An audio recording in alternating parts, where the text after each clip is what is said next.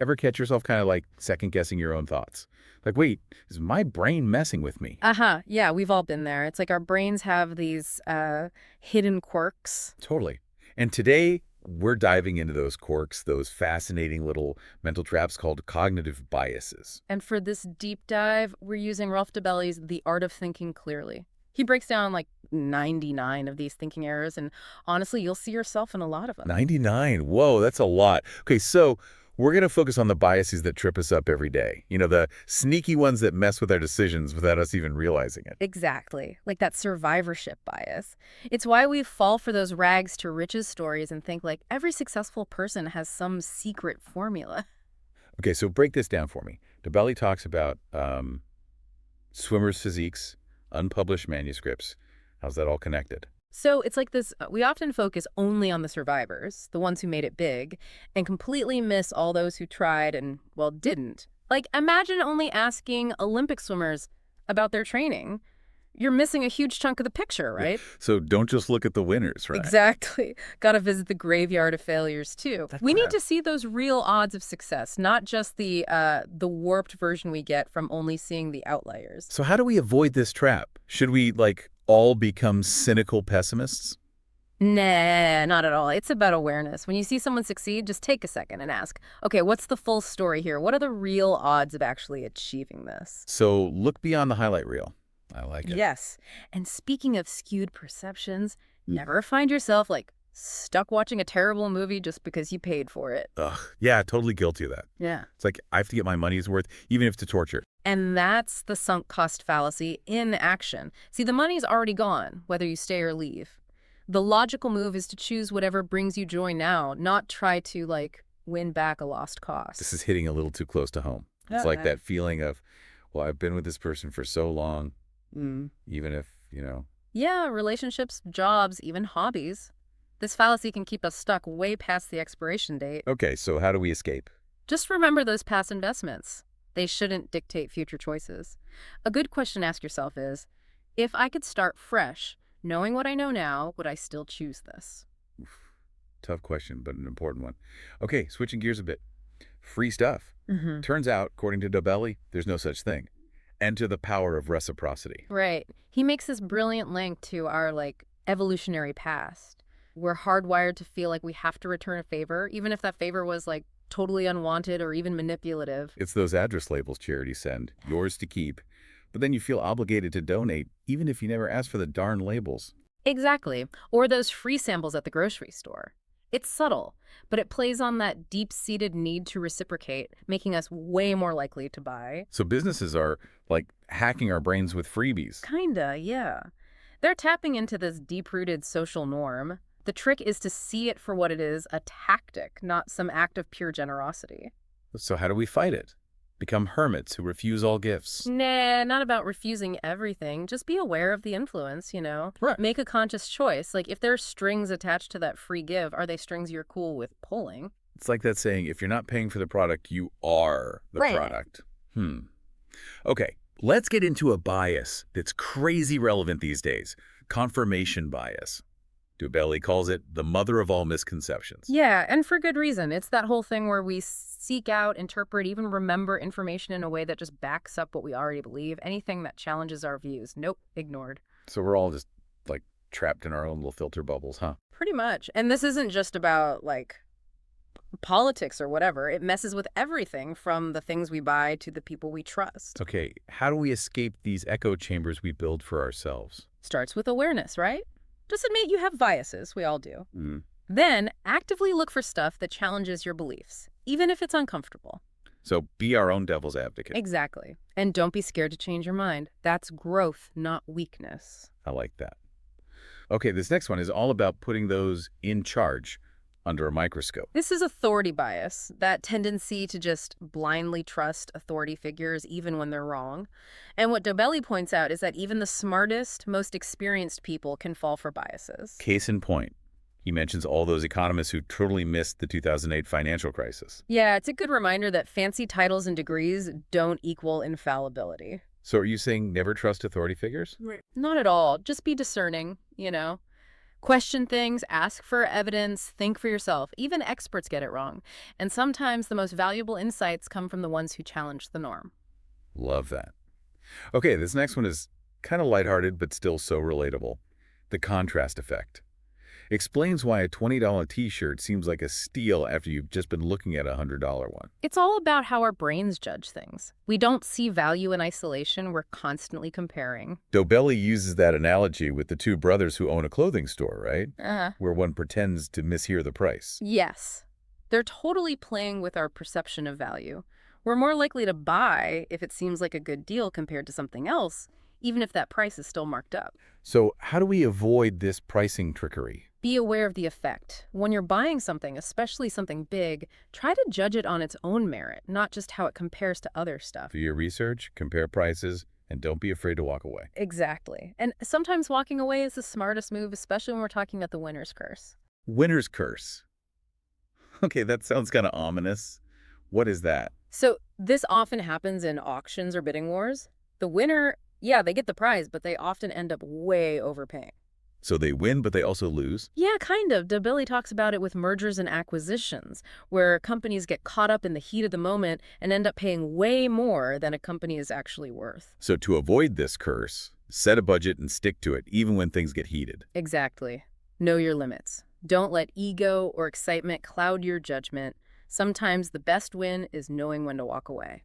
Speaking of walking away, sometimes that's the best move when you're on a hot streak, especially with stuff like gambling or investing. Cue the beginner's luck. Right. We often mistake those early wins as like proof of skill, when really it might just be luck, pure and simple. Dobelli talks about those folks who, make a killing when they first start investing, then think they're financial geniuses, only to lose it all. The classic case of misinterpreting randomness as skill. Key takeaway here. Be cautious with those early wins. Don't let them inflate your ego or push you to take crazy risks. So how do you tell the difference between luck and actual skill? That takes time and experience. Focus on learning, honing your skills, building a solid foundation. Don't let early success make you overconfident. Solid advice. Yeah. Now, on to something I think we're all susceptible to. The neomania trap.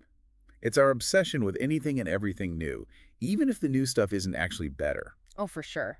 Dobelli uses those futuristic predictions from, decades ago, flying cars, underwater cities. A lot of times, the reality doesn't quite live up to the hype. So how do we resist the allure of shiny new things? Should we all just become Luddites and reject anything new? Not at all. It's about being choosy, you know?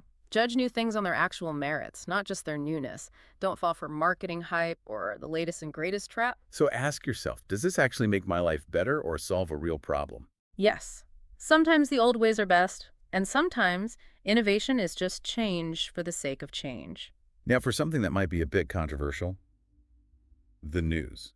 Dobelli straight up calls it toxic knowledge, the news illusion. Right, he makes this really compelling point. He argues that the news is actually designed to be addictive, not necessarily informative.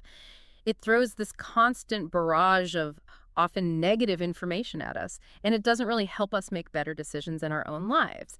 He's not saying we should all be totally uninformed, is he? Not necessarily. It's more about being picky with your news diet, finding sources that are actually relevant and valuable to you. So maybe less doom scrolling and more seeking out in-depth analysis and diverse viewpoints. Exactly. When it comes to information, choose quality over quantity. Now this next one is big, and we see it everywhere, especially in the media. The fallacy of the single cause. Yes. It's our human tendency to oversimplify things. We try to boil down complex events to a single cause when, in reality, it's almost always multiple factors at play. Dobelli uses the 2008 financial crisis as an example. Everyone was so quick to point fingers, but it was way more complicated than that. Right. Simple narratives are easy to digest, but the world rarely works that way. So how do we avoid this oversimplification trap? Embrace complexity. Realize that most events have multiple causes, and be wary of anyone offering easy answers to complicated problems. This deep dive into cognitive biases has been fascinating so far. We've covered a lot, but there's still much more to uncover. It's kind of wild, right? Realizing how often our own brains can lead us astray. Yeah, it's like we have these blind spots, and Dobelli's not afraid to shine a light on them, like with the story bias. Okay, stories. Everyone loves a good story. What's the bias there? It's not that stories are bad, it's just that our brains crave them so much that we often prioritize a good story over, like, actual accuracy. We're hardwired to connect the dots, find patterns, even if it means we gotta twist reality a little bit. He uses that example with the king and queen, right? Yeah. We remember the queen dying of grief better than them both just dying. Exactly. The second one has that emotional punch, that narrative that just sticks with us, even if it's not totally accurate. So are you saying we should all just, like, become robots and ditch stories altogether? No, not at all.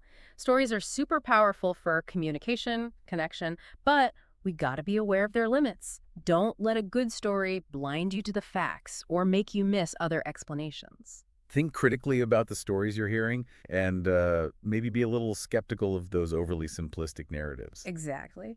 Okay, now let's talk about something we all crave. Control, or rather, the illusion of control. Dabelli argues that this one is surprisingly common. He uses that image of the guy waving his hat to scare away imaginary giraffes. It cracks me up every time. Right. Funny image, but it makes a serious point. We cling to these rituals, these beliefs that give us a sense of control, even when that control is, well, an illusion. Like those crosswalk buttons. Yeah. The ones that don't actually do anything. Exactly. Or how about our faith in economic forecasts or trying to time the stock market? We want to predict, to control in areas where we just can't. Okay, so what's the answer? Just embrace chaos and give up on trying to control anything. It's about finding that middle ground. Realize that some things you can control and some things you just can't. Focus your energy on what you can influence and learn to accept the uncertainty of the rest. Easier said than done, but I hear you. Okay, ready for something totally different. Folding paper. What's that got to do with cognitive bias? It's this classic thought experiment that shows how powerful simple logic can be and how easily our gut feeling can mislead us. Imagine folding a normal piece of paper in half. 50 times. How thick would it be? Okay, 50 folds. Pretty thick, right? Maybe like a foot or two? That's what most people guess. But get this, if you could actually fold it that many times, it would reach the sun. Wait, seriously? No way. It sounds crazy, but the math works out. It's exponential growth, something we don't grasp intuitively. So always carry a calculator. Not quite. It's about being open to the impossible, to seeing that sometimes the most logical answer goes against our gut. Love it. Okay, this next one's interesting. The problem with averages. I mean, averages seem pretty straightforward. On the surface, yeah, but imagine this. A river, 4 feet deep on average. Think you could wade across. Yeah, sounds pretty safe. Right. But what if that average includes spots so deep you'd drown and some so shallow you can practically walk across?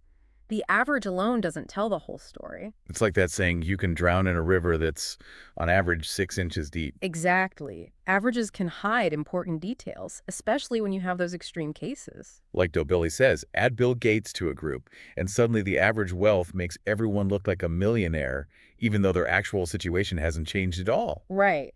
It reminds us to look beyond the average, consider the whole picture, the range, the outliers, how the data is spread out. Don't let a single number paint a misleading picture. Okay, this one seems kind of counterintuitive. Motivation crowding. Wait, are you saying that rewards can backfire? It sounds weird, but it's true. Dabelli talks about how those external rewards, especially for things we already enjoy, can actually mess with our internal drive. He gives the example of his friend helping him move, right? With those fragile objects. Yep. Dobelli sends a thank you note with $50 inside, and his friend, who was happy to help before, suddenly feels weird about it. It's like the money cheapened the whole gesture. Exactly. And this happens everywhere. Think about hobbies turning into jobs or volunteering that feels different once you're getting paid. So what's the solution? Don't pay people for their work. It's about balance. External rewards work sometimes, but they can also kill that inner spark. Create environments where people feel valued, challenged, and passionate about the work itself. Yes. And speaking of using the right words, let's talk twaddle tendency. Twaddle tendency. Okay, I'm intrigued. Fill me in. It's that habit of using overly complex language, sometimes to hide a lack of substance, sometimes to sound smarter than you are. Ah, you mean like those politicians who use all the fancy words but don't actually say anything. Exactly.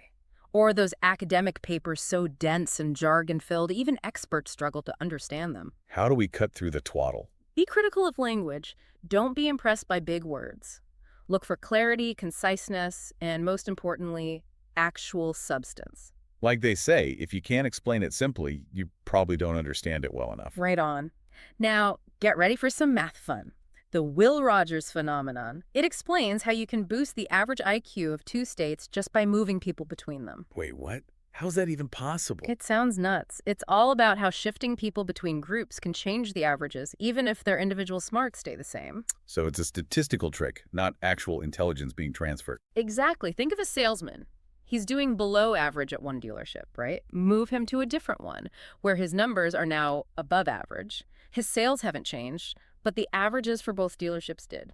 So statistics can be sneaky, especially with averages. Exactly. Don't just look at the numbers. Consider the whole context, the methods used, and the potential for, statistical manipulation. Speaking of manipulation, sometimes we're the ones doing it to ourselves without even realizing it. Dobelli calls this effort justification. Ah, yes. That thing where we overvalue things simply because we put in a ton of effort to get them, even if they're not objectively that great. He uses that example of a soldier going through this brutal initiation for a parachute pin. Right. On its own, the pin is meaningless, but that effort, that pain, suddenly it's a prized possession. Like we convince ourselves that the effort makes it valuable. Totally. And this happens in relationships, careers, even with material stuff. How do we avoid this trap of overvaluing things just because we worked hard for them? Honesty. Ask yourself, if I could rewind, with what I know now, would I still choose this? Ouch, that's a tough one. Okay, let's talk about jumping to conclusions, specifically the law of small numbers. Ah, yes. That's our tendency to draw big, sweeping conclusions based on tiny bits of data, even if those samples are, statistically speaking, meaningless. So like assuming all cats are aloof jerks based on your one friend's cat who's, kind of a jerk. Exactly. Or deciding an investment strategy is perfect based on, two good trades. We love finding patterns, but sometimes we see patterns where there are none. Absolutely. Be careful about conclusions from small samples. Look for evidence from large, diverse data sets. Don't get swayed by anecdotes or outliers. Look at the bigger picture. Yeah. Speaking of which, how about expectations? Can our expectations really change our experiences? Big time. Our brains are constantly trying to make sense of things, and expectations play a huge role in how we see the world. Dobelli mentions this study where teachers were told certain students were bloomers, about to get way smarter. And did they? Actually bloom, I mean. Here's the thing. The bloomer label was totally random, but those kids did end up doing better, probably because the teacher's expectations influenced how they treated them, a self-fulfilling prophecy. Wow. So our beliefs about ourselves, about others, they can actually shape reality. To some extent, yeah. It's about awareness. Try to set aside your preconceived notions when you're judging a situation. Judge it on its own merits, not what you expect to see. Good advice. Okay, what about the affect heuristic? Ah, that's a good one. It's how our emotions can hijack our decision-making, even when we should be logical. Yeah, we've all been there, making decisions based on gut feeling rather than thinking things through. Totally. Dobelli talks about how our emotional reactions, to things like nuclear power or even organic vegetables, can totally color how we see the risks and benefits. We feel strongly, so we minimize the bad and exaggerate the good. Exactly. And that leads to some irrational choices, especially with complex issues that need careful thought. So how do we keep our emotions in check when making big decisions? Awareness is key. You're not always rational. Try to spot those emotions influencing you. Seek out objective info. Get different perspectives to balance those gut reactions. Don't be afraid to sleep on it. Sometimes a little distance helps. Definitely. Okay, get ready for a mind bender. The introspection illusion. Okay, what's the illusion? Lay it on me. It's the belief that we've got this clear, accurate view of our own motivations, our own beliefs. We think we know why we do things, but often we're just as clueless as everyone else. Dobelli talks about the guy who pops vitamins daily because he's convinced they're good for him, even with zero proof. Right. We create stories about ourselves to explain our actions, even if those stories are, a little made up. So how do we escape this self-knowledge illusion? Humility. Be open to feedback. Question your own assumptions about why you do things. Don't be afraid to say, I don't know, or even maybe I'm wrong, to yourself. Exactly. Okay, let's talk about something that can really limit our choices. The inability to close doors. Ooh, I feel this one. Is it that FOMO thing, the fear of missing out? Definitely connected. It's that feeling stuck with options, afraid to commit, because what if something better comes along? Dobelli talks about that woman agonizing over two pairs of shoes, even though they're both perfectly fine. Right. That what if I choose wrong, even when the stakes are so low? How do we get over this fear of closing doors? Realize that agonizing over every little thing is exhausting, and it can actually stop you from moving forward at all. Sometimes you just gotta choose and go with it. Trust you're making the best choice you can. Don't let the perfect be the enemy of the good, as they say. Exactly. And hey, even if you mess up, you can always adjust course later. Very true. Okay, let's talk about expertise. Seems logical that an expert in one area could apply those skills to, like, other areas of life, right? Seems like it, but Dobelli says not always. He calls it domain dependence. Okay, break down domain dependence for me. It's like this. Expertise in one area doesn't automatically make you a genius in everything. He gives the example of a Nobel Prize winner in economics who made terrible personal financial decisions. So much for expert status. It's a good reminder that being brilliant in one area doesn't mean you're brilliant in all areas. Exactly. And be wary of anyone who claims to have all the answers, no matter how impressive their credentials. Question experts, get different viewpoints, and think for yourself. Absolutely. Speaking of which, let's talk about a bias that thrives in today's world of echo chambers, the false consensus effect. Okay, what's the false consensus here? It's thinking more people agree with us than they actually do. We assume our opinions are the popular ones. Dobelli uses that example of students asked if they'd wear a sandwich board right. The Eat at Joe's one. Yes. Those who said yes figured everyone else would too. Those who said no thought everyone else would also say no. We project our own views onto others, creating this illusion of agreement. So important to be open-minded and remember that other people might have totally valid reasons for thinking differently. Exactly. And that kind of leads into falsification of history. Basically, we rewrite our own past to fit who we are now. We're all the heroes of our own story. Right? Yeah. In a way, yeah. But this bias stops us from learning from our mistakes and gives us this warped view of ourselves. How do we stop ourselves from rewriting our personal history? Honesty. Own those past mistakes. Don't shy away from those cringy memories. Use them. And be a little kinder to yourself. We all mess up. It's what we learn from it that matters. 100%. Okay, this next one has led to a lot of problems throughout history. In-group, out-group bias. Okay, break it down for me. It's that natural human instinct to favor our own group. Could be nationality, religion, even our favorite sports team. And to be suspicious of anyone not in our group. Hardwired for tribalism. Pretty much. Might have helped us survive back in the day, but now it leads to prejudice, discrimination, even violence. How do we overcome something so ingrained in us? Realize that those group differences are often kind of random. We have more in common with the out-group than we think. Practice empathy, seek out different views, challenge those assumptions about people different from you. Love it. Now, for something that seems basic but often isn't, the difference between risk and uncertainty. Right. Dobelli is clear about this. Risk is knowing the odds, like rolling a die. Uncertainty is when you don't know those odds. So flipping a coin is risk, but playing the stock market is uncertainty. Exactly. And we often treat uncertainty like it is risk, which messes up our decision-making. So how do we deal with uncertainty when we can't calculate those odds? Be more cautious. Spread your bets. Be ready for more unexpected outcomes. Don't put all your eggs in one basket, as they say. Solid advice. Okay, on to a universal struggle. Procrastination. We all do it. Why? You're telling me Dobelli calls it self-sabotage. We want that instant gratification, even if it hurts us in the long run. Our brains are wired to choose that immediate pleasure over long-term rewards. Exactly.